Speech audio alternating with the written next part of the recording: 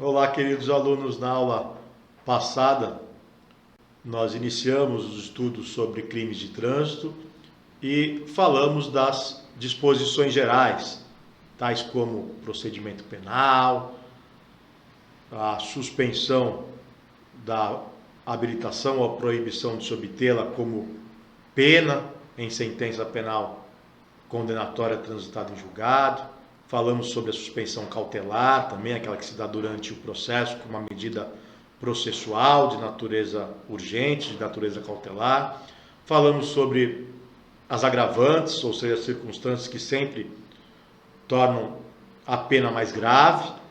Falamos também sobre prisão em flagrante e fiança, não é mesmo? Na aula de hoje, nós vamos começar a tratar sobre os crimes e as penas.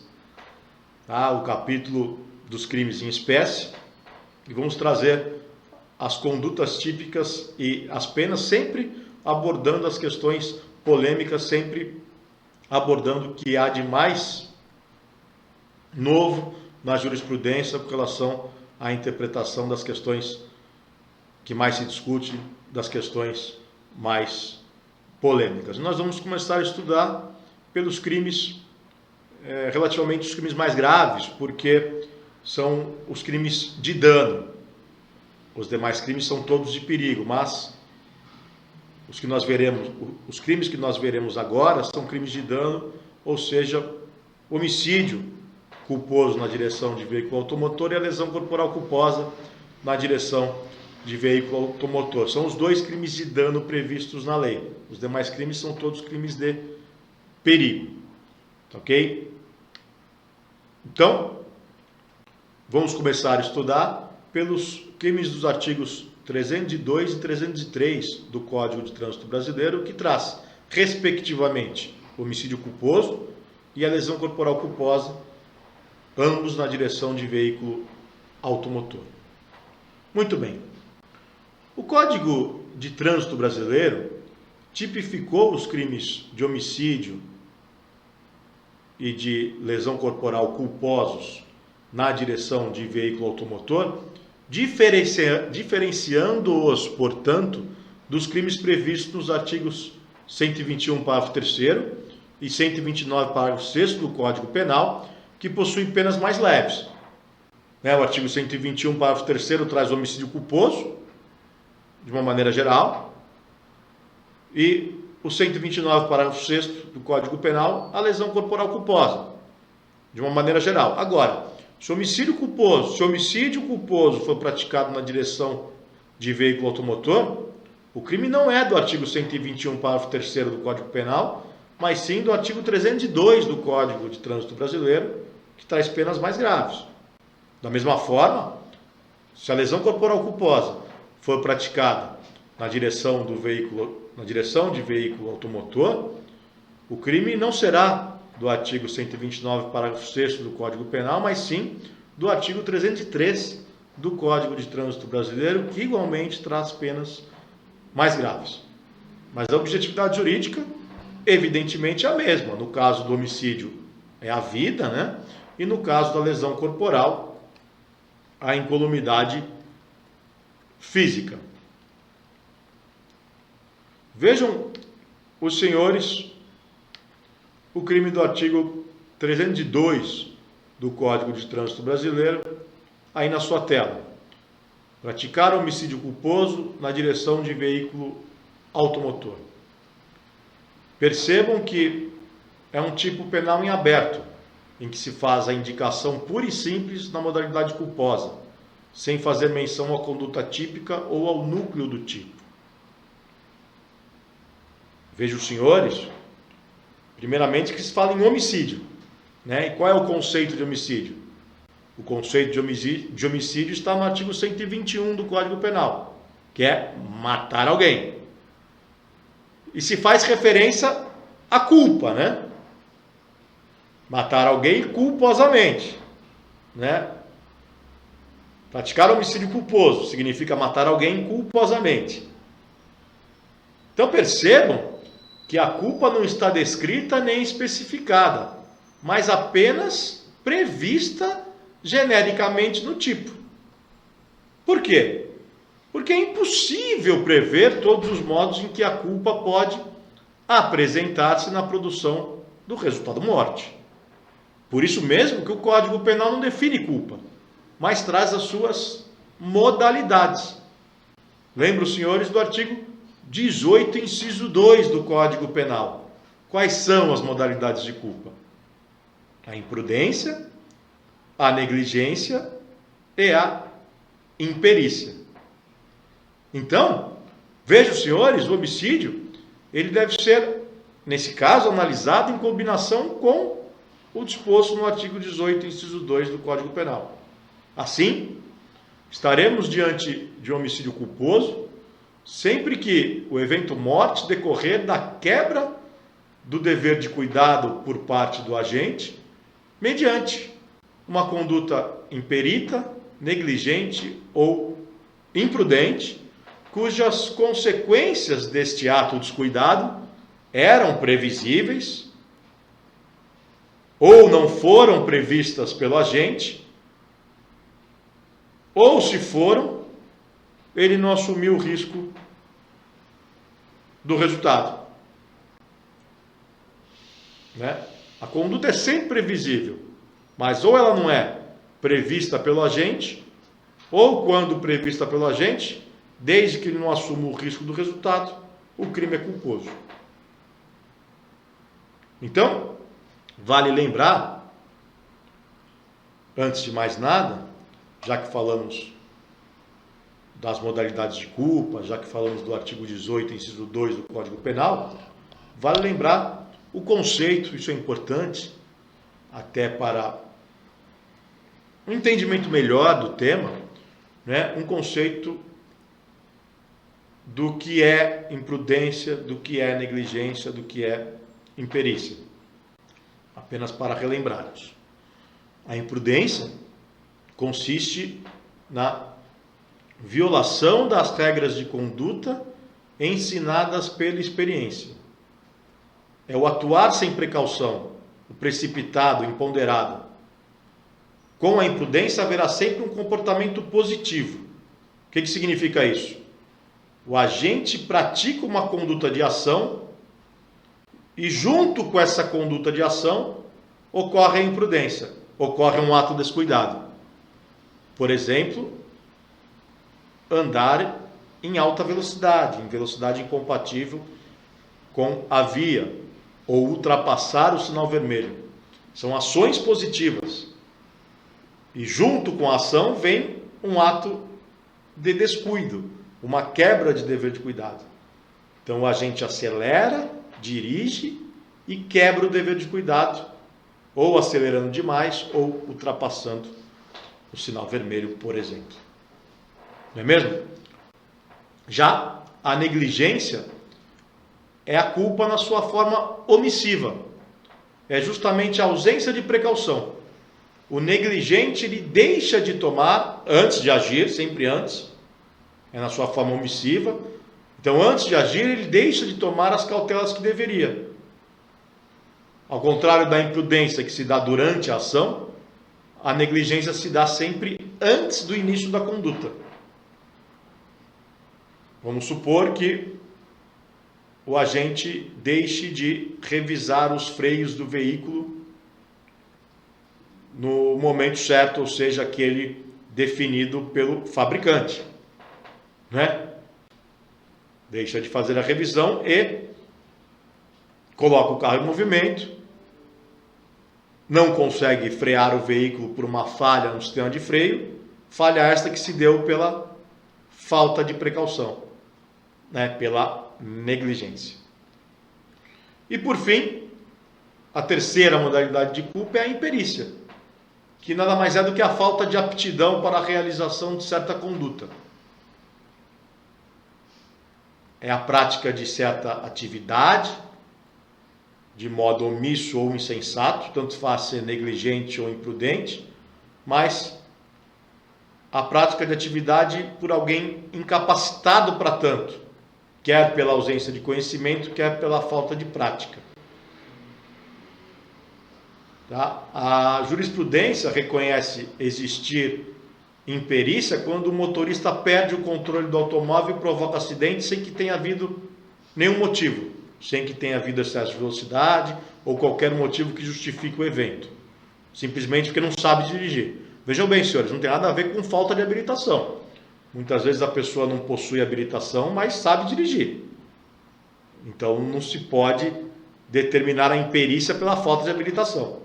A imperícia no trânsito só se dá quando a gente absolutamente não sabe colocar o carro em movimento. Está a 20 por hora e perde o controle da direção sem motivo justificável. Mas normalmente a imperícia se dá em arte, ofício, profissão. A imperícia pode ser de um mecânico, que não tem habilidade, que pratica uma certa atividade sem conhecimento. A pessoa não é mecânica, é metido a mecânico. Esse pode ser um imperito e causar um acidente. Mas normalmente, nos crimes de trânsito, se admite a imperícia tão somente, se na direção de veículo automotor, se admite a imperícia tão somente àquele que realmente não sabe dirigir. Repetindo, nada tendo a ver com falta de habilitação. A falta de habilitação não sugere, a princípio, uma imperícia. Até porque a pessoa pode não ser habilitada, mas saber dirigir.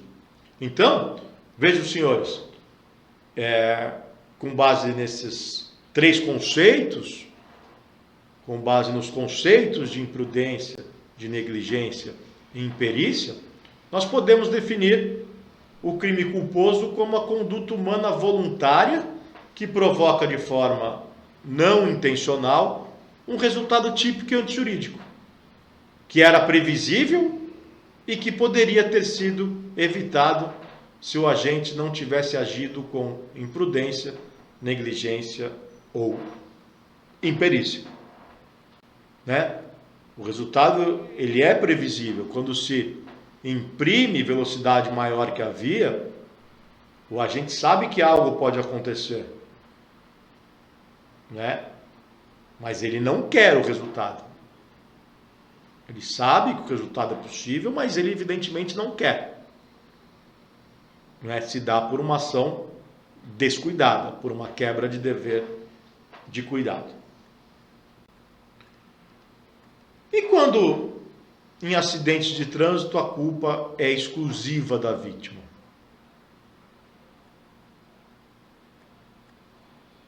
A culpa exclusiva da vítima exclui a responsabilização ou a responsabilidade do condutor do veículo?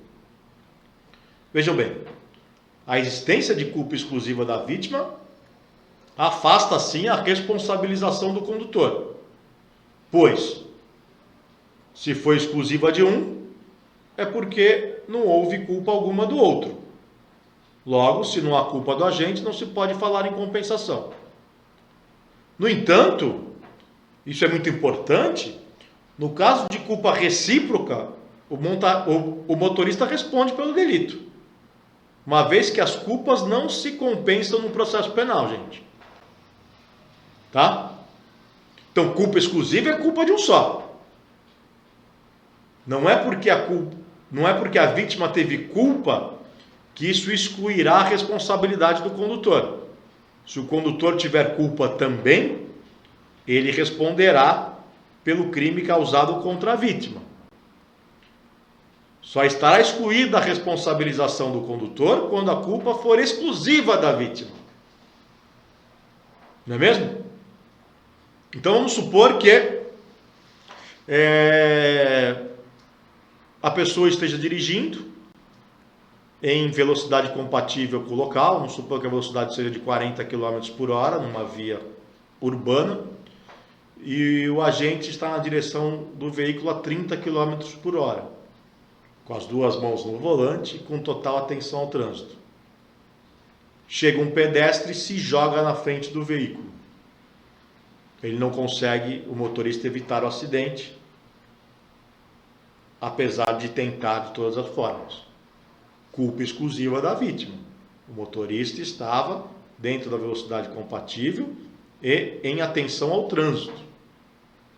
Agora, vamos supor que nessa mesma situação, o motorista esteja, ao invés de 30 km, esteja a 60 km por hora.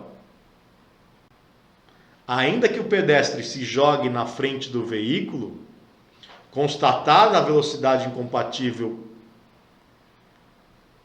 para o local, haverá culpa do condutor também.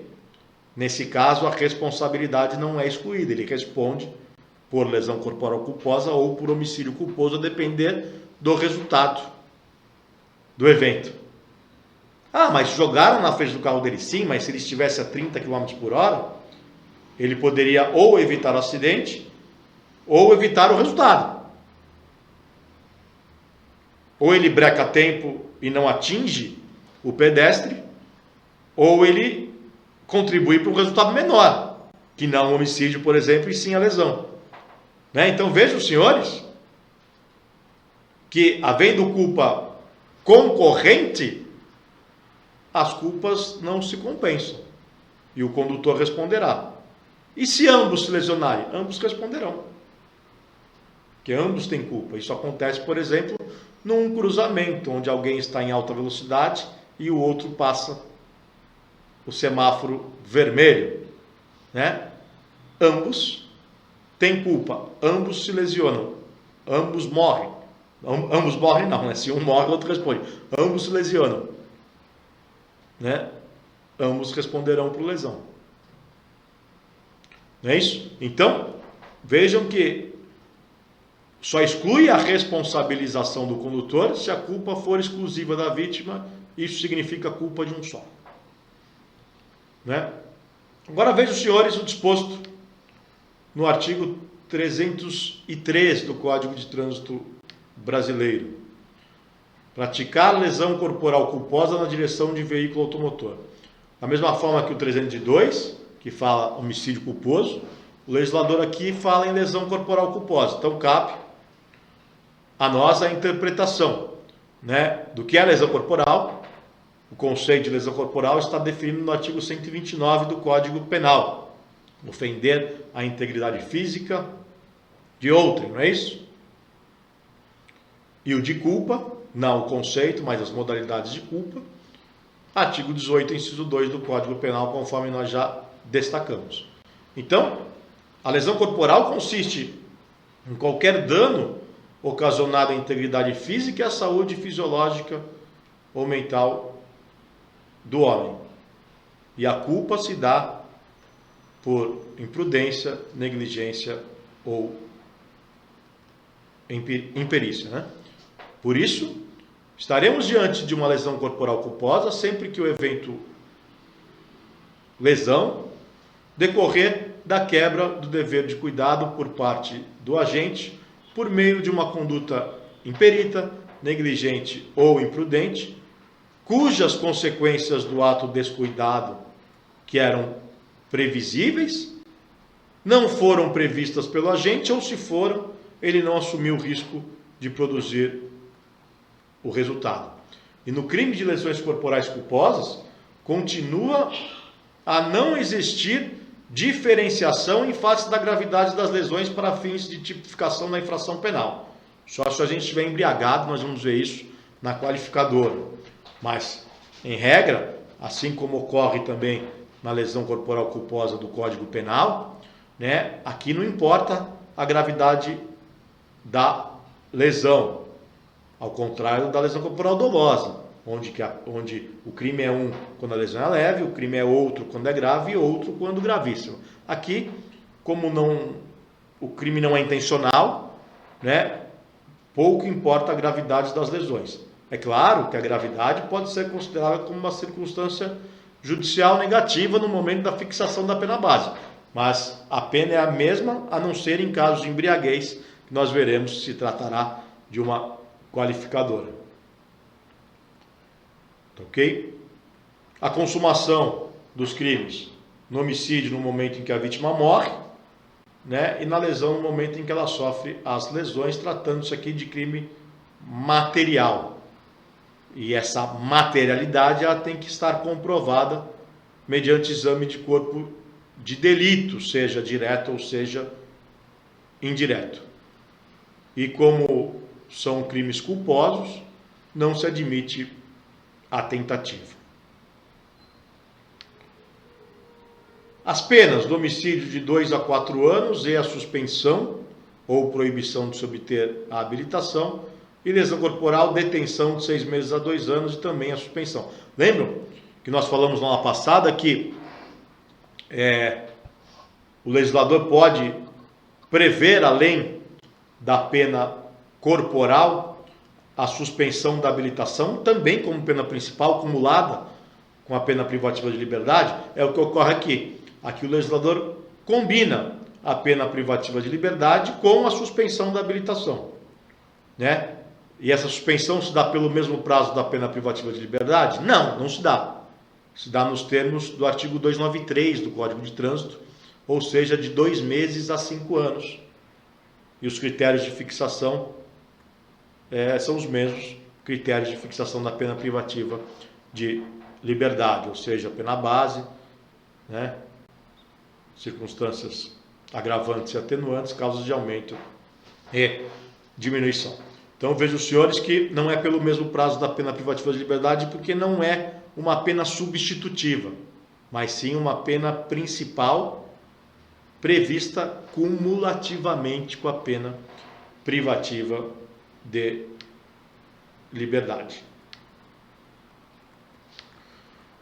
Uma questão que nos chama a atenção é que no Código de Trânsito brasileiro não se prevê o perdão judicial, né? A legislação de trânsito não menciona a possibilidade de aplicação do perdão judicial para hipótese em que as circunstâncias do delito atinjam o agente de forma tão grave que a imposição da penalidade se torne desnecessária.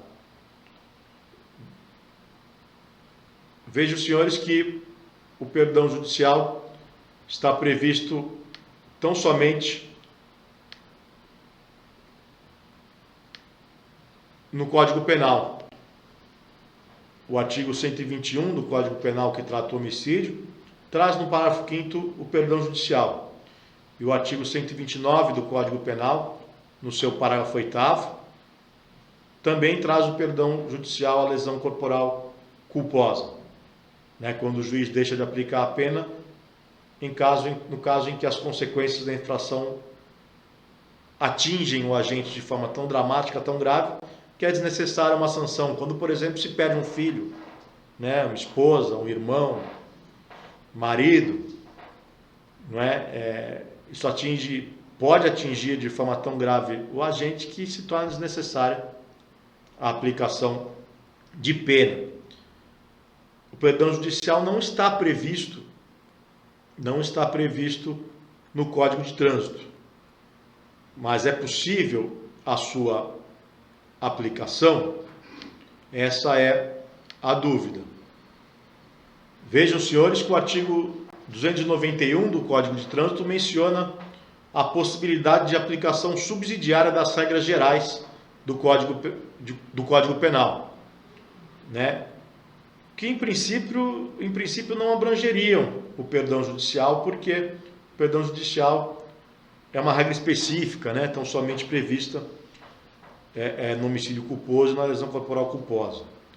Mas o principal motivo para a sua admissão nos crimes de trânsito, especialmente e tão somente homicídio culposo e lesão corporal culposa, é que o artigo 300 do Código de Trânsito, que foi vetado, ele previa a possibilidade de aplicação do perdão. No entanto, ele foi vetado justamente sob o fundamento de que o Código Penal já disciplinava o tema de forma mais abrangente. Ora, se as razões do veto foram de que o Código Penal disciplina o tema de forma mais abrangente, está muito claro que a intenção do legislador era manter o perdão judicial também nos crimes de homicídio e lesão corporal culposos na direção de veículo automotor. Por isso a jurisprudência tem admitido a possibilidade de aplicação do perdão judicial nos delitos de trânsito. Vejam os senhores, jurisprudência recente, de setembro de 2020, do Superior Tribunal de Justiça, de relatoria do ministro Rogério Schietti Cruz. Vejo os senhores lá no item 2, não há empecilho a que se aplique o perdão judicial nos casos em que o agente do homicídio culposo, mais especificamente nas hipóteses de crime de trânsito, sofra sequelas físicas gravíssimas e permanentes, como, por exemplo, ficar tetraplégico, em estado vegetativo ou incapacidade para o trabalho. Recurso especial 1871697 do Maranhão, relatoria do ministro Rogério Schietti Cruz. Aqui no caso, a consequência foi tão grave para o agente que ficou tetraplégico, né, que qualquer outra pena seria desnecessária, né? Existem casos também em que se perde um parente.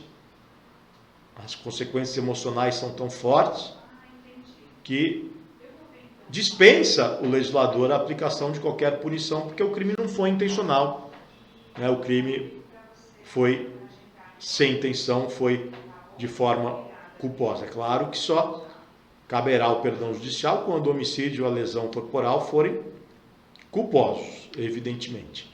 Tá? Então, apesar do Código de Trânsito Brasileiro não prever expressamente o perdão judicial, é assim admitido pela jurisprudência, não só porque o artigo 291 do Código de Trânsito Brasileiro prevê a aplicação subsidiária do Código, das regras gerais do Código Penal e do Código de Processo Penal, mas principalmente pelas razões do veto, né? Pelas razões do veto do artigo 300.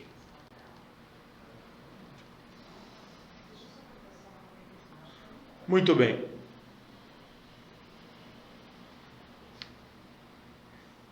Outra questão importante que nós devemos destacar é quanto ao concurso de crimes e absorção.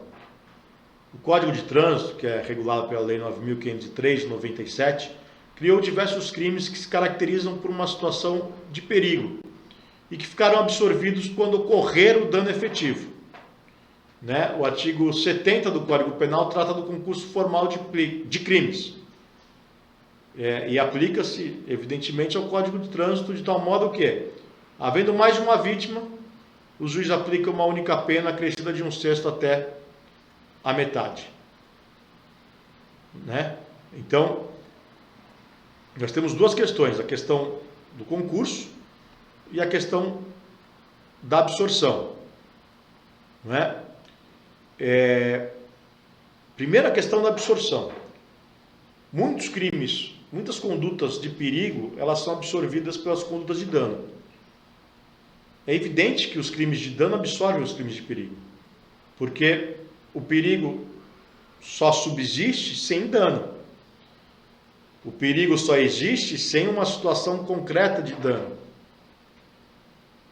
Né? O crime de perigo é caracterizado pela potencialidade e não pelo resultado danoso. Então, se ocorreu o dano, o crime de perigo desapareceu.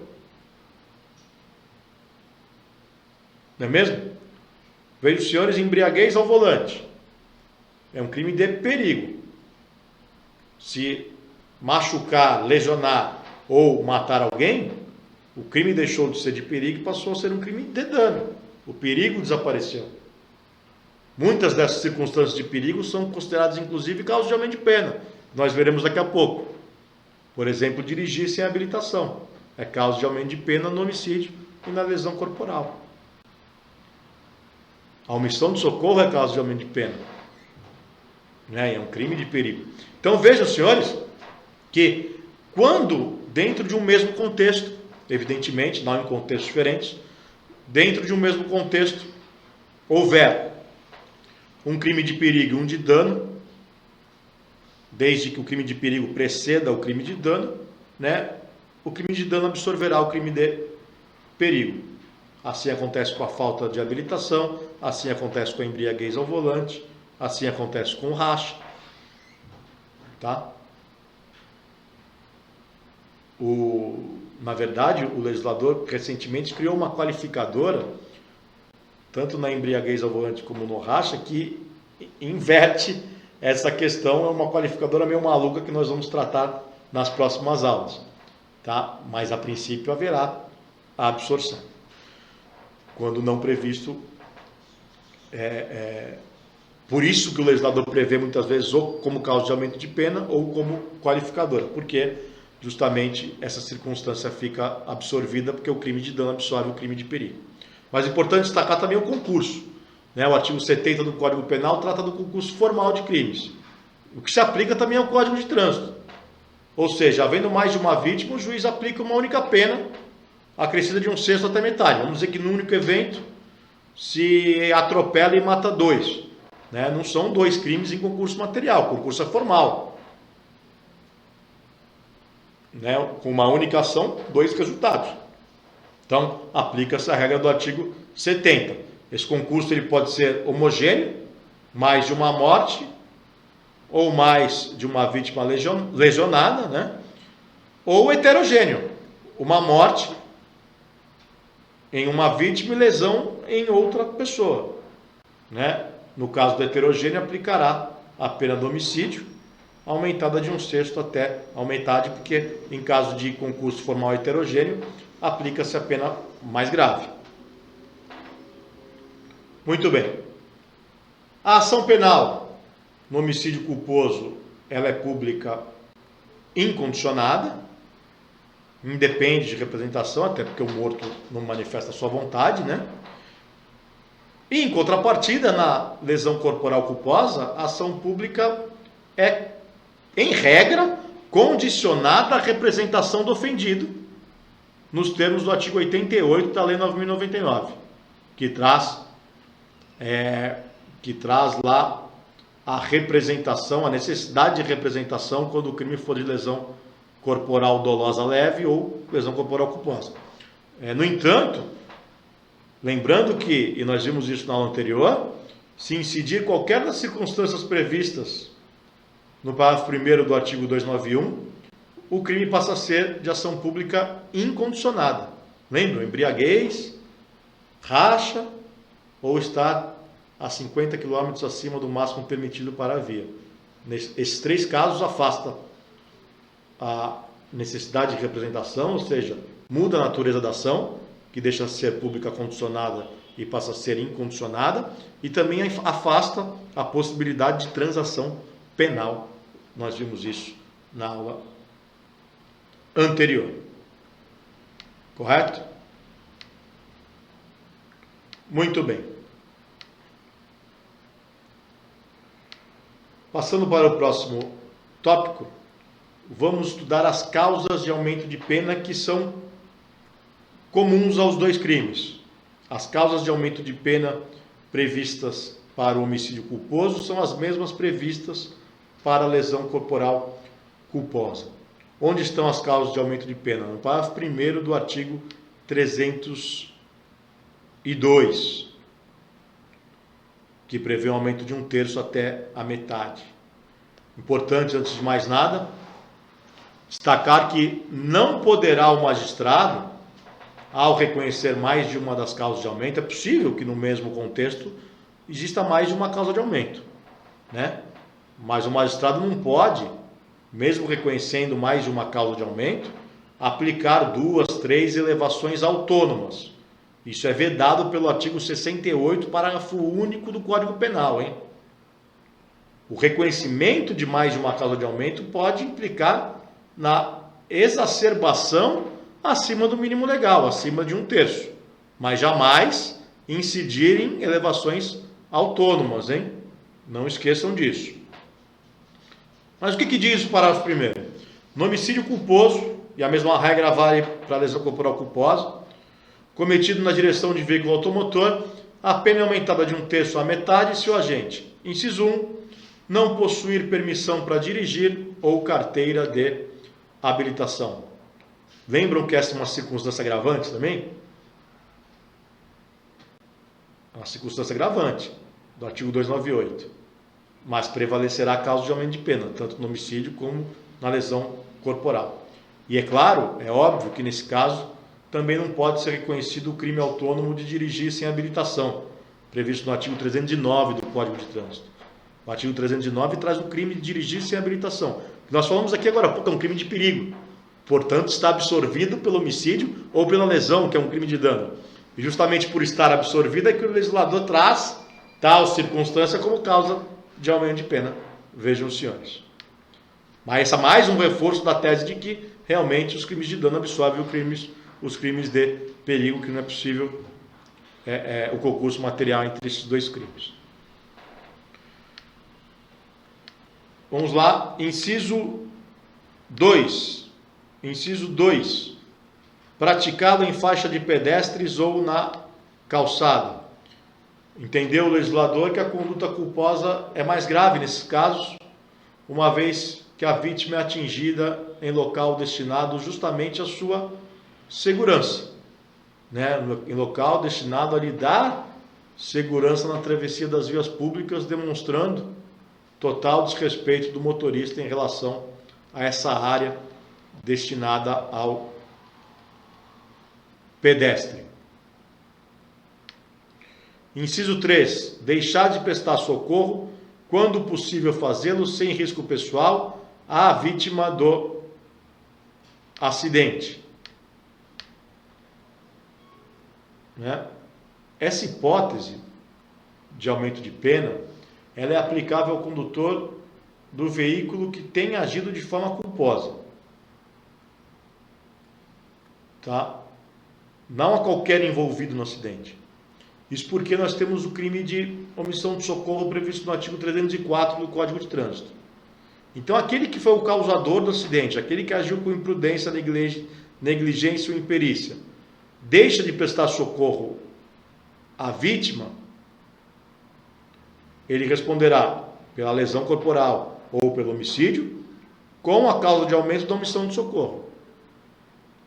Ele não responderá em concurso com o artigo 304 do Código de Trânsito. Quem responderá pelo crime do artigo 304 do Código de Trânsito? Outra pessoa envolvida no acidente que não tenha agido com culpa. Por exemplo, o condutor do outro carro que não teve culpa, mas que deixa de prestar socorro, foge sem prestar socorro. Este não responderá por homicídio nem por lesão, porque ele não teve culpa, mas se ele não prestar socorro, ele responde pelo crime do artigo 304 do Código de Trânsito. Então percebam, essa circunstância se aplica àquele que teve culpa, que está respondendo pela lesão, pelo homicídio, e deixa de prestar socorro.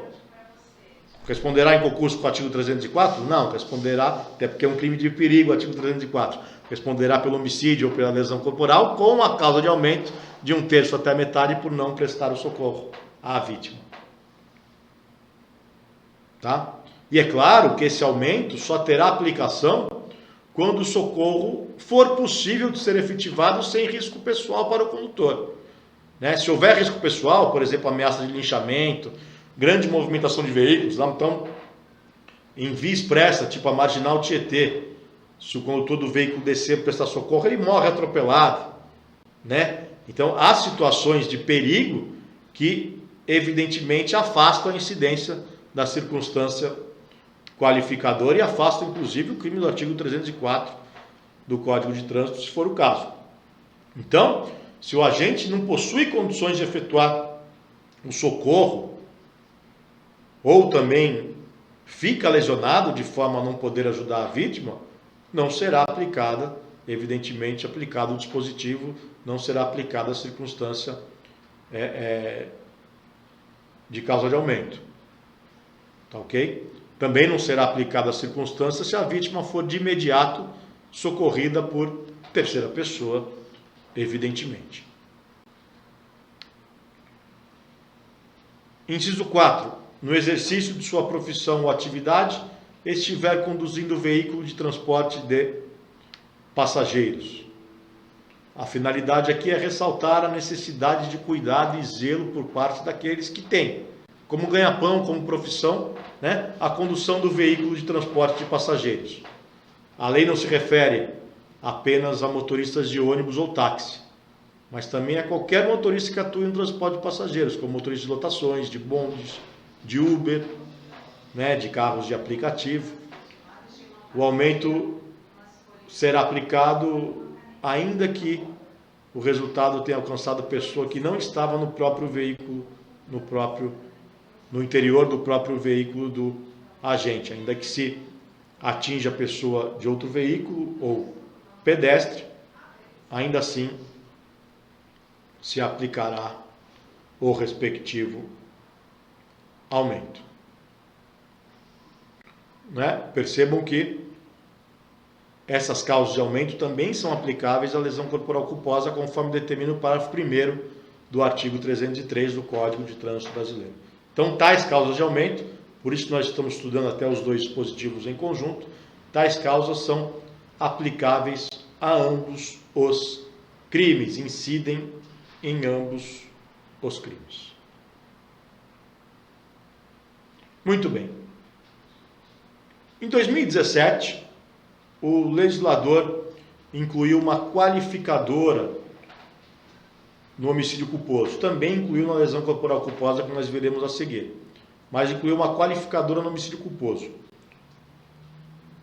conforme dispõe o parágrafo 3º do artigo 302. E diz o seguinte: se o agente conduz veículo automotor sob a influência de álcool ou de qualquer outra substância psicoativa que determine dependência, reclusão de 5 a 8 anos e suspensão ou proibição do direito de se obter a permissão ou habilitação para dirigir veículo automotor. Então a pena, que originalmente de 2 a 4, passa a ser de 5 a 8. Pena muito mais grave. Vejo os senhores que não permite a autoridade policial, nesse caso arbitrar, fiança, já que a pena é superior a 4 anos. Né? Mas é importante destacar que tal qualificadora, que incide quando o agente está sob a influência de álcool ou drogas, né? Tal qualificadora reforça a tese de que a embriaguez, por si só, não é fator determinante para o reconhecimento do dolo eventual. É muito discutida essa questão do dolo eventual nos crimes de trânsito, né? Eu particularmente vejo como que existe pouco espaço para interpretar o dolo eventual nas infrações de trânsito, porque para isso a gente teria que estar disposto a se matar. Nós vamos falar sobre isso daqui a pouquinho.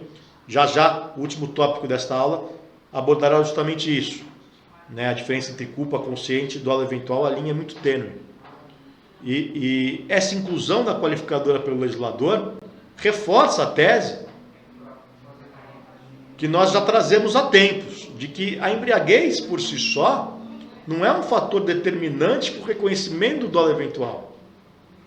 Não é porque o agente está embriagado que ele assumiu o risco de produzir o resultado. O resultado é previsível, na culpa o resultado também é previsível. A diferença é assumir o risco ou não. Se ele assumir o risco, ele está disposto a se matar. Né? Assim também é quando imprime alta velocidade. Se ele assume o risco, ele está disposto. Ou quando passa o sinal vermelho. Se fizer a roleta russa, está disposto a se matar. Estando disposto a se matar, evidentemente haveria dolo eventual. Mas não é toda a situação de trânsito que o agente está disposto a se matar. Aliás, em 99% dos casos, o agente não está disposto a se matar. Né? Nós vamos falar sobre isso daqui a pouco. Mas vejam, senhores, que essa qualificadora, ela incide em caso de embriaguez, mas o homicídio continua sendo culposo. Né? Continua sendo o crime do artigo 302, só que qualificado pela embriaguez. Da mesma forma, o artigo 303 traz no seu parágrafo 2º a qualificadora na lesão corporal. A pena privativa de liberdade de reclusão de 2 a 5 anos, sem prejuízo das outras penas previstas neste artigo, se o agente conduz o veículo com capacidade psicomotora alterada, em razão da influência de álcool ou de outra substância psicoativa que determine independência, e se do crime resultar lesão corporal de natureza grave ou gravíssima. É importante destacar que a qualificadora do parágrafo 2º do artigo 303 só incidirá se a lesão corporal for de natureza grave ou gravíssima. Tal qualificadora não incide quando a lesão corporal é de natureza leve, hein, gente? Vejam os senhores que o dispositivo é expresso. Somente se resultar lesão corporal de natureza grave ou grave. Se você exclui-se a lesão corporal de natureza leve. Então, se o agente estiver embriagado, ou melhor, se o agente causar lesão corporal culposa, e essa lesão for leve, e se constatar a embriaguez, não incidirá a qualificadora, só incidirá se a lesão for grave ou gravíssima.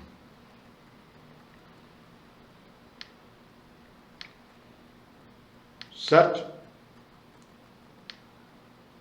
Vejam, senhores, então, que o legislador recentemente, em 2017, trouxe tais qualificadoras, tanto para o homicídio como para a lesão corporal, ambos ainda culposos, né? A qualificadora traz um crime mais grave. Eu sempre falei sobre isso.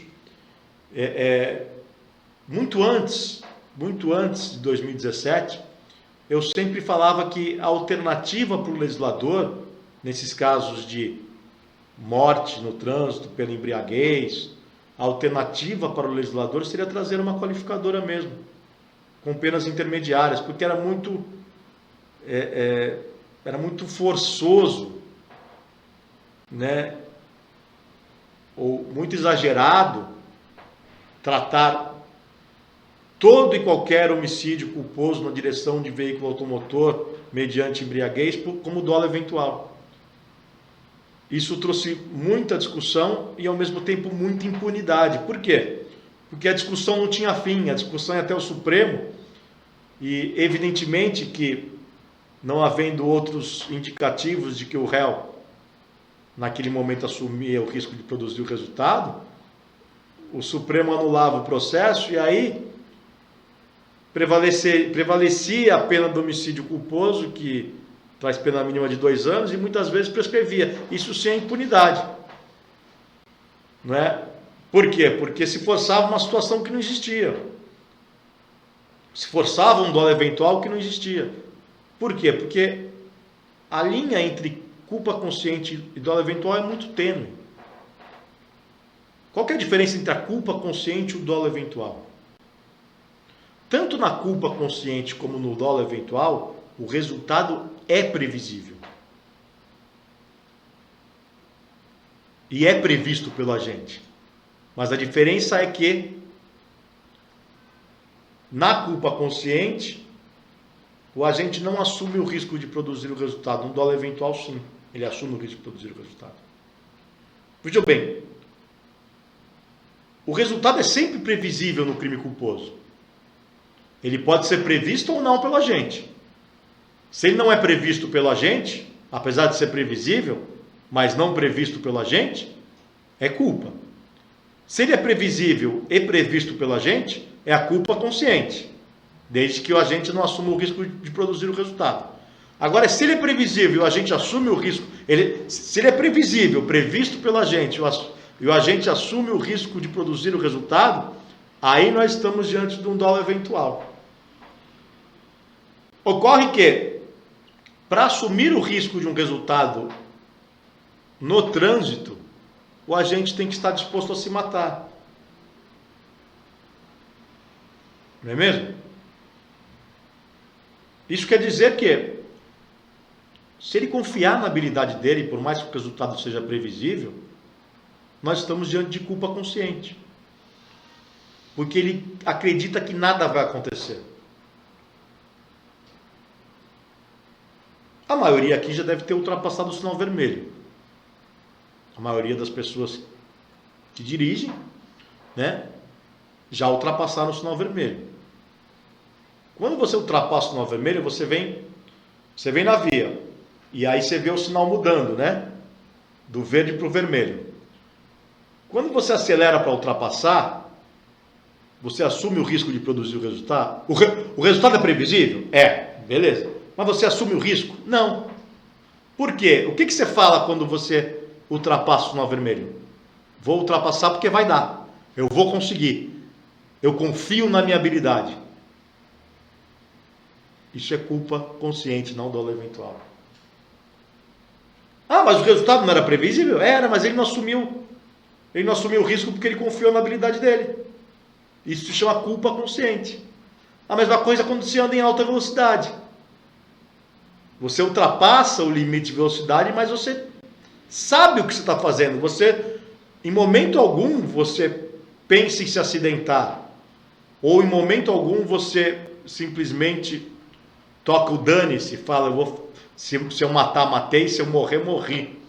Né? Você fala, eu vou dirigir aqui a 100 km por hora porque dá. Mas se não deu, ferrou, né? Se não deu, ferrou. Se não deu, ferrou. Ferrou. Mas você assumiu o risco de produzir o resultado? Não. Me desculpe aqui o trocadilho e a forma, mas é a diferença entre o foda-se e o fudeu. No dolo eventual, o agente toca o foda-se. Então seria mais ou menos fazer roleta russa num cruzamento. Ele vê um cruzamento maluco, com 2 semáforos, tráfego intenso, e fala, eu vou cruzar e foda-se. Se eu matar, matei, se eu morrer, morri. Esse é o dolo eventual. Ou avançar com o carro numa aglomeração. Eu vou avançar com o carro, se eu atropelar alguém, atropelei. Foda-se. Esse é o dolo eventual. Agora, se ele bebe, ou se ele ultrapassa o limite de velocidade e fala, se ele bebe e fala, estou bem, vou para casa, tranquilo, nada vai acontecer, mas acontece, o que é? Fodeu. Né? Essa é a culpa consciente. Ele não acreditava que pudesse acontecer, o resultado era previsível, mas ele não assumiu esse risco. Né? Ou ele vê o exemplo do semáforo, ou ele vê o semáforo mudando para vermelho e fala, eu vou avançar que vai dar. Mas aí se não dá, o que ele fala? Fudeu, não deu. Essa é a culpa consciente. Então, por que existe pouco espaço para o dolo eventual no crime de trânsito? Porque ele teria que estar o agente disposto a se matar. E na dúvida, teria que o magistrado entrar no subconsciente do agente para saber o que ele pensava. Essa prova tem que ser feita com base em testemunhas. Né? Testemunhas que viram o sujeito fazendo roleta russa no cruzamento de trânsito. Isso sim pode ser determinante para estabelecer o dolo eventual. Ou que viram o agente beber e falar, quero que se dane, eu vou sair mesmo, se eu me acidentar, acidentei, se eu matar, hoje eu estou disposto a matar ou morrer. Se alguma testemunha afirmar categoricamente que viu a gente fazendo isso, ou tiver imagem de câmera que demonstre isso, também está demonstrado o dolo eventual, mas é muito difícil essa demonstração por conta disso. Porque na maioria absoluta dos casos, a pessoa confia que nada vai acontecer. O resultado é previsível, mas ela tem absoluta convicção de que nada vai acontecer. Mas quando acontece, está aí a diferença entre o foda-se e o fudeu. Me desculpem a expressão, mas é um jeito mais claro de exemplificar tal situação. Não é mesmo? Bom, gente, terminamos aqui a aula de hoje. Na próxima aula nós vamos tratar sobre o crime de omissão de socorro, sobre o crime de fuga do local do acidente e sobre embriaguez ao volante. Antes de terminar, desculpem senhores, antes de terminar, eu trouxe aqui uma jurisprudência do Supremo Tribunal Federal. Essa jurisprudência, ela é um pouco antiga, mas ela é marcante, porque ela traz justamente isso que nós acabamos de traduzir, né? Habeas Corpus 107.801 de São Paulo, de relatoria do ministro Luiz Fux. Vejam, senhores, Tribunal do Júri pronuncia por homicídio qualificado a título de dolo eventual, desclassificação para homicídio na direção de veículo automotor, embriaguez alcoólica, actio libera em causa, ausência de comprovação do elemento volitivo, revaloração dos fatos que não se confundem com revolvimento do conduto fático probatório, ordem concedida. Aí veja, a classificação do delito como doloso, implicando pena sobremodo onerosa e influindo na liberdade de ir e vir, mercê de alterar o procedimento da persecução penal em lesão à cláusula do duas process of law, é reformável pela via do habeas corpus. O homicídio na forma culposa na direção de veículo automotor, artigo 302 caput do CTB, prevalece se a capitulação atribuída ao fato como homicídio doloso decorre de mera presunção ante a embriaguez alcoólica eventual. A embriaguez alcoólica que conduz à responsabilização a título doloso é apenas a pré-ordenada, comprovando-se que o agente se embebedou para praticar o ilícito ou assumir o risco de produzi-lo. Então o sujeito se embebeda para tomar coragem, mais ou menos isso. Em caso do exame da descrição dos fatos empregados nas razões de decidir a sentença e do acórdão do Tribunal de Justiça de São Paulo, não restou demonstrado que o paciente tenha ingerido bebidas alcoólicas no afã de produzir o resultado morte. Segundo Heleno Cláudio Fragoso, assumir o risco significa prever o resultado como provável ou possível e aceitar ou consentir a sua superveniência. O dolo eventual aproxima-se da culpa consciente e dela se distingue porque nesta o agente, embora prevendo o resultado como possível ou provável, não o aceita nem consente. Não basta, portanto, a dúvida, ou seja, a incerteza a respeito de certo evento, sem implicação de natureza volitiva. O dolo eventual põe-se na perspectiva da vontade e não da representação, pois esta última pode conduzir também à culpa consciente. Nesse sentido, já decidiu o STF. A rigor, a expressão assumir o risco é imprecisa para distinguir o dolo eventual da culpa consciente e deve ser interpretada em consonância com a teoria do consentimento. Portanto, do exame, descrição dos fatos empregados nas razões de decidir a sentença do acórdão do TJ, não restou demonstrado que o paciente tenha ingerido bebidas alcoólicas consentindo em que produziria o resultado, o qual pode até ser previsto, mas não assentiu que ocorresse. Então, essa é uma demonstração, não só, vejam os senhores, não só a demonstração legislativa, né, de que, ora, se o legislador decidiu tornar a circunstância da embriaguez como qualificador, é porque o próprio legislador reconhece que a circunstância da embriaguez por si só não é suficiente, não é, para a demonstração do dolo eventual. E é justamente isso que diz o acórdão que nós trouxemos do Supremo Tribunal Federal, do ministro Luiz Fux, no sentido de que a linha entre dolo eventual e culpa consciente é muito tênue. Em ambos os casos, conforme nós já dissemos aqui, o resultado é previsível. A diferença está em aceitar o resultado ou não. Se o agente não aceita o resultado, não se caracteriza o dolo eventual. Correto? Agora sim, terminamos essa aula. Na próxima aula, falaremos sobre os demais crimes, especificamente omissão de socorro, fuga do local do acidente e embriaguez ao volante, que também traz muita questão polêmica e muita jurisprudência em torno da matéria. Até a próxima aula. Obrigado.